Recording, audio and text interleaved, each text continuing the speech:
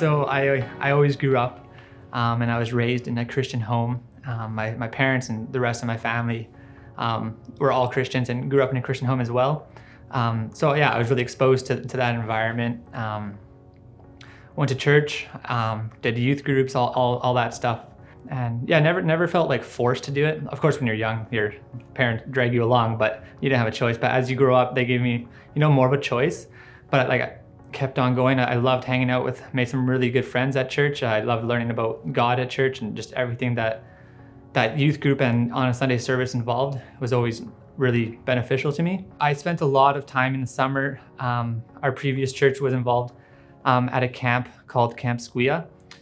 Spent a lot of time there, and I definitely felt like that's a lot of my faith journey has been involved there. Yeah, just learned a lot about God there, and also just made a lot of connections and a lot of friendships. Just spending the week there, just playing games and hanging out, going on hikes and stuff like that. So I was able to, just look at other people's lives and how they treat their own relationship with God, and just see that they can, what it would look like in the future for me, in that sense. And yeah, it was just really awesome to have kind of older people just to look up to who I admired, just their own faith and how that worked out for them. So it definitely encouraged me to that's something that I want to pursue.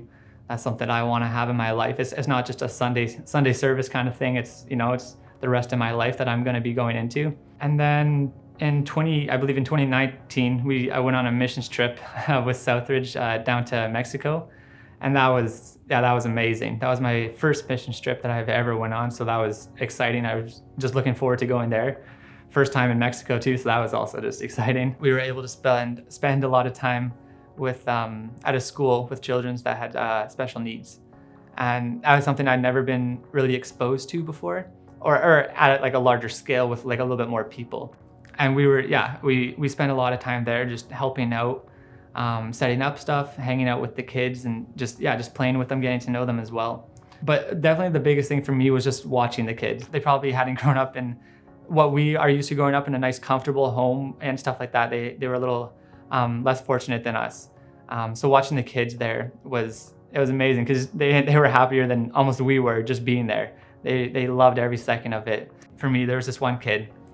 I don't really remember his name, but he was there, and he was just always checking up on the other kids. He was almost like a bigger brother to them. He was always, how are you? Stuff like that. He was inspired me to I need to do that at my home. I need to do that at my school. I need to do that at my church, check up on people, have a relationship with them. But just seeing how happy he was and how happy all the other kids were, that really changed my perspective. But yeah, that was amazing. I just was able to, interact with God in a different way that I never have before. And again, just make new friendships, hang out with people, have a great time there.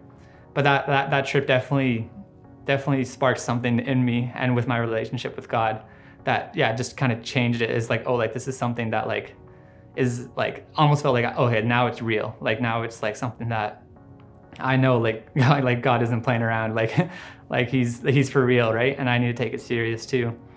So that trip definitely opened my eyes into something what's the next step in my faith journey? And of course, baptism came to mind.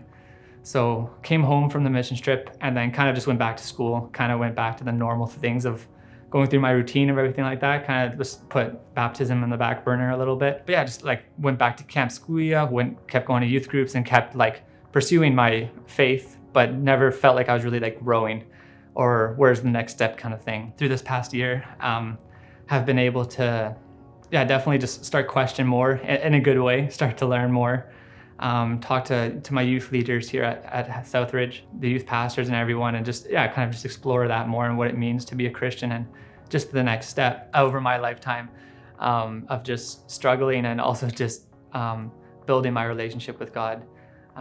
Some things have been easy and some things have been hard. Of course, a lot of it has been hard, but it has just been encouraging for me just to look back in my life, in my 18 years, and just see already the growth that I've had with my relationship with God, and the questions I have and the answers I have and I don't have, which is a lot more that I don't have. But the reason would mainly be just I think it's time for me just to take that next step. I feel over these past couple of years, I've just been kind of plateauing a little bit in my relationship with God. And I've really, not that it's been bad at all. I've really enjoyed it, but it's just time for that next step. And I feel, just now is the time for me. I was excited for it.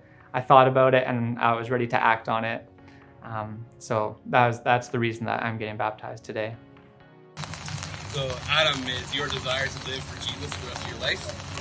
And is your desire to get baptized today to be obedient to Him, to follow Him the rest of your life? All right.